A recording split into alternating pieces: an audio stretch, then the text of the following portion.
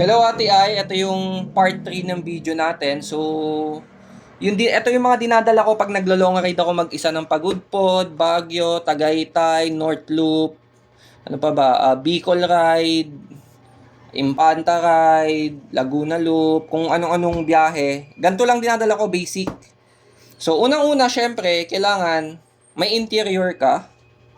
Interior na 26, kung 26 yung gulong mo, makikita mo naman sa gulong yon. Kailangan mo na interior kahit isa o dalawa para reserba kasi minsan hindi na kaya ng vulcanize or hindi kaya ng patch kit. Ang patch kit, ito.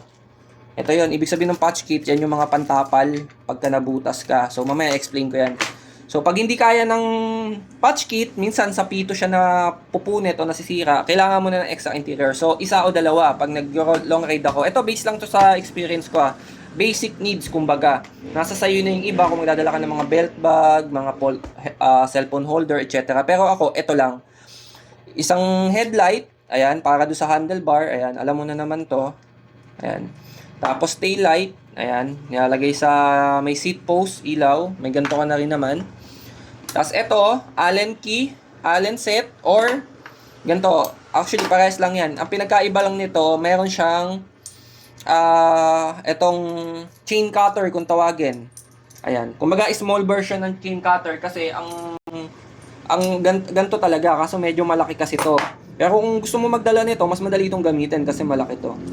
So ayan, lalagyan mo lang yung kadena diyan tapos puputulin mo lang. Same thing nito. Ayan, ganun din 'yan. Ayan. So ayan. Tapos, syempre, may allen na rin 'yan. Ayan. Hindi ko na isa-isahin sa'yo, pero allen yan lahat. Ayan, meron din yan dito. So, minsan dala ko to, o di kaya ito, depende sa ano. Pero mas, mas compact to. Kumbaga, mas pocket size. Kasi kung magdadala ka nitong dalawang to, eto ka na lang. Mas maliit to. Tingnan mo. O, diba? Mas madali siya, mas madaling i-ano. Ayan. Kasi minsan, dito ko lang siya nilalagay. Ayan, magkasama to. Nasa bulsa ko lang yan. Tapos ginugoma ko na lang yan. Ayan, para hindi siya messy o ano sa bulsa ko. So, ayan. So, ayan.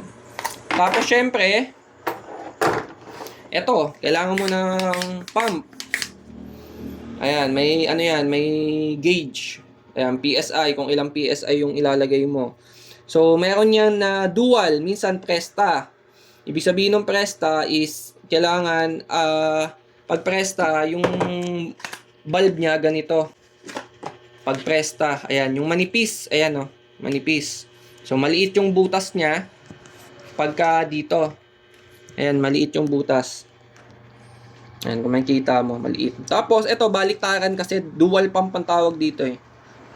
Ayan, pwede mong baliktadin yan. Tatanggalin mo lang tong rubber niya. Ayan, basta pag tinanggal mo to, ayan. Ayan. Basta pag tinanggal mo siya, pwede siya dun sa isang klase ng interior na Schrader kung tawagin. So, ayan. Hindi ko kasi makutkot kasi naka-gloves ako eh. Dapat sisikotin ng kuko yan. So, ngayon, pagka meron ka na ng mga to basic na to, hindi ka na mag-aalala na baka maplatan ka or hindi mo mahanginan yung gulong mo, interior mo. Ayan. Ito lang, mga basic lang to. Yung the rest, ikaw na ay bahala kung ano yung gusto mong dalhin. So, ayan. Tuturo ko naman sa'yo yung sa patch kit naman.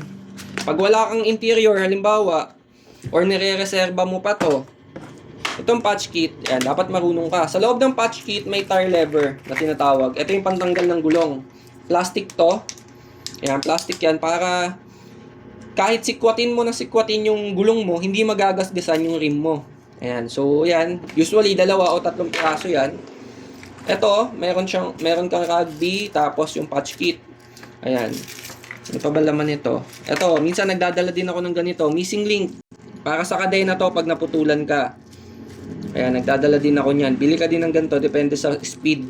Kung ilang speed yung ano mo. Missing link ang tawag dito, ayan. Lock. Lock siya sa kadena. Ayan, may dala ako, ayan. 11 speed, missing link, ayan. So, ito naman, pang 9 speed. Ito naman, 11 speed. Ayan, tapos mayroon siyang ito, panglinis ng interior bago mo lagyan ng dikit, tapos tsaka mo papatungan nito. Yan, pag tumigas na, okay na yung butas. So ayun, check mo lang din syempre. Pero yun yung mga basic na dala ko. pag bumabiyahe ako ng malalayo, usually solo lang naman ako eh. So yan. So sana makatulong tong part 3 na video.